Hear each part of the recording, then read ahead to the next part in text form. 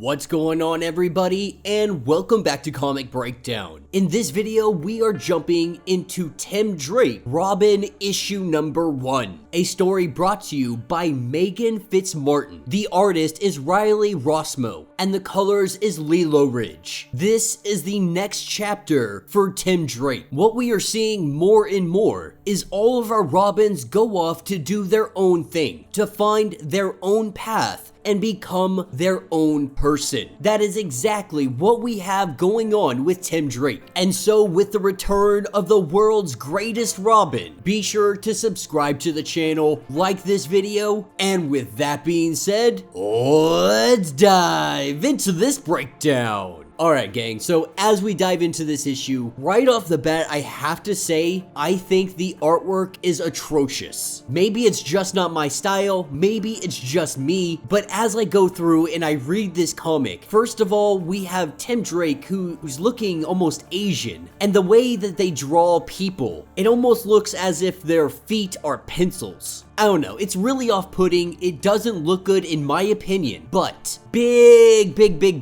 but, because this story, it is actually really well written. It is very promising, and for the sake of the story, I'm gonna do my best to look past all of the just very bad artwork in my opinion, and we're gonna focus on the amazing writing that is this story, because it starts us at Gotham City Marina. It has been 6 weeks since Tim Drake moved out and moved into his own little boathouse, away from his friends, away from his family, and he has been spending a great deal of time with Bernard. They are currently about to go on their first date in over a month, but Tim Drake, he truly does find himself smitten. He is absolutely head over heels for Bernard. It's actually quite adorable how much he really is into Bernard. He is still pinching himself. It has been almost 6 months since the two of them started talking, and though they haven't necessarily put a label on anything, you can really tell how important this relationship is to him. This is when two of his boat neighbors come over. Two giant burly looking women, looking as if they came from like 1700s England. I don't know why they decided to dress them up like this, but we're gonna go with it. They just let him know that they're holding a cookout, they're raising money for the marina, him and his boyfriend are invited to go along with it. They are trying to raise money to fight against the city, because they would like to turn the marina into some kind of fancy, expensive place that none of them could afford to live. And we do get some important faces that are around the marina, from people like Tuna, Tammy, Lauren, Louie, and Sophie, and then you have James, who is more or less the manager of the marina. What we are learning is that this is its own living, breathing entity, much like Gotham itself, much like Bloodhaven. This is Tim Drake's New Haven. It is small, it is compact, but it is a tight-knit community, one where the people look out for one another, a place that is easily overlooked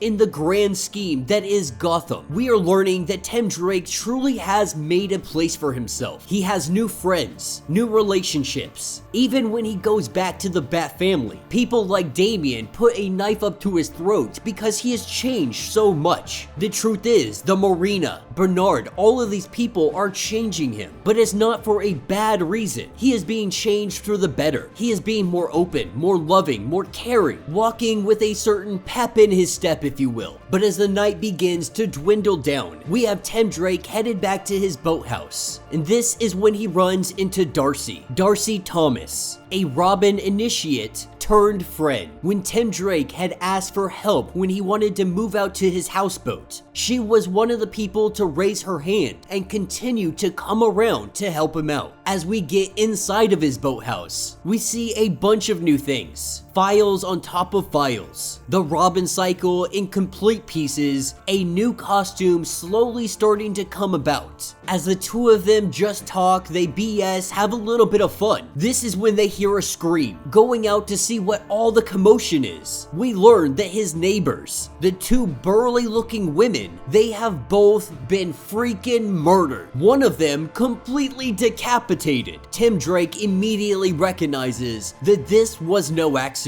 This was murder. calling in Detective Williams, the one person that he may trust. Marina people not being too fond of the police. It seems that the police have overlooked a lot of things going on in the marina. This isn't Detective Williams' area of expertise. He doesn't work in the marina, but Robin wanted to bring him in because he trusts his judgment. He trusts to find the evidence and do what needs to be done. As they begin to look around the crime scene, having a ton of random things that are nearby, seeing a patch of gray hair being really the only thing that seems it's almost out of place. As he does his analysis of this fur, we learn that it is orangutan fur. Immediately, our Robin knows what this is: the murders in the Rue Morgue. Letting the others know to keep them busy, he goes running off, and we see Sparrow and the detective facing off against a giant freaking orangutan. The murders in the Rue Morgue. This is the very first detective story written by Edgar Allan Poe. It's one of the inspirations for Sherlock Holmes, the story that started it all. And Tim Drake, he has seen something like this before. Impulse and Superboy, they were chasing after something strange, a glowing white elephant, and they found it. It was from an American detective story, Mark Twain's The Stolen White Elephant. Though it may have been transparent, they found a way to stop it. There was a small white enamel disc. When they broke it, they could defeat the monster. If this thing is playing by the same rules, he knows that there is a disc nearby he needs to find and break, and it doesn't take him long to recognize the white disc. This connects the two. Whoever was behind the elephant is also behind the orangutan. The question now, who is controlling it? How are they making these manifestations? And why is this person referencing detective stories? Grabbing hold of that disc and breaking it in half,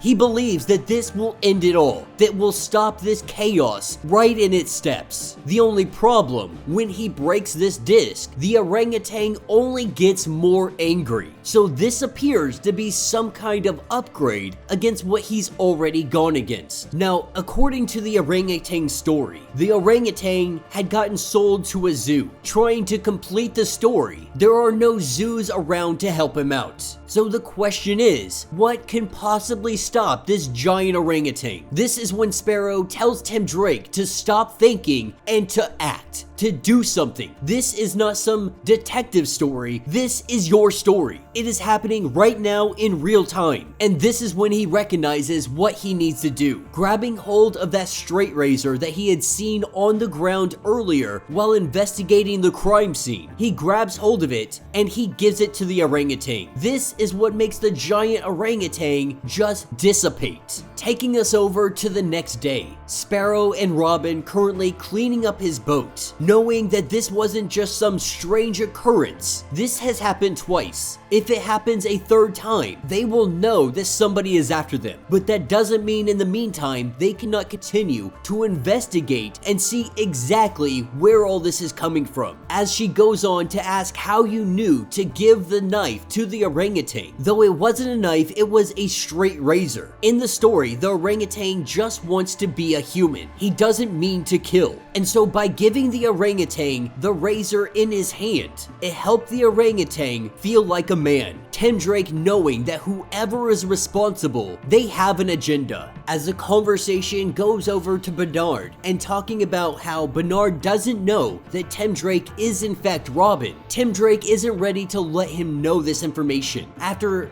Bernard's time being in the pain cult, he's not sure if he is ready to divulge this kind of information, not sure if he is ready to handle the fact that his boyfriend is out here being a vigilante. That's when he sees a package on his desk with a tag attached to it saying "Clever work today, until next time, Gumshoe." And that will be the end of this issue. So if you watch this video all the way through, you at least have an understanding of what I am saying when I am referring to the artwork just being atrocious. Now that could be me being biased, that could be me just not liking this art style, but I don't know why you would choose this kind of art style. It just doesn't look good. People's faces look like potatoes, their feet, their legs, they look like pencils. It just doesn't do any of the characters any real justice.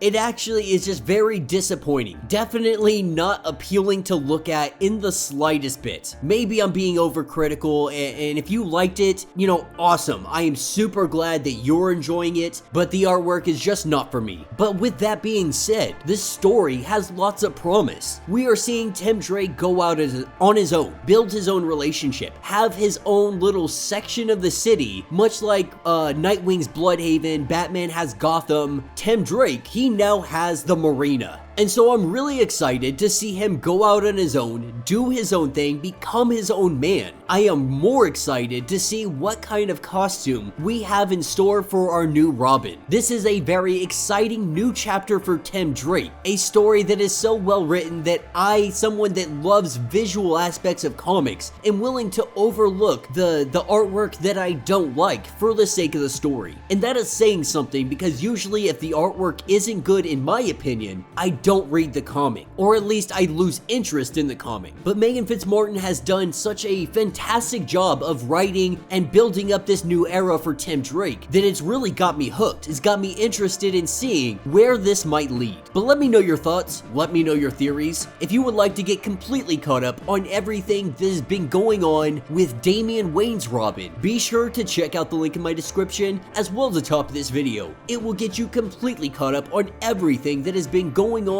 with his new series. If you would like to support the channel, you can always do so by joining the channel membership. Much like Patreon, having 5 different tiers from $1 to $50. From loyalty badges to getting free comics every single month. Not only do you get tons of perks by joining the channel membership, but you're also helping out the channel tremendously. Now, if you are unable to do this, do me a favor, subscribe to the channel, like this video, hit that notification bell, and with that being said, until the next breakdown.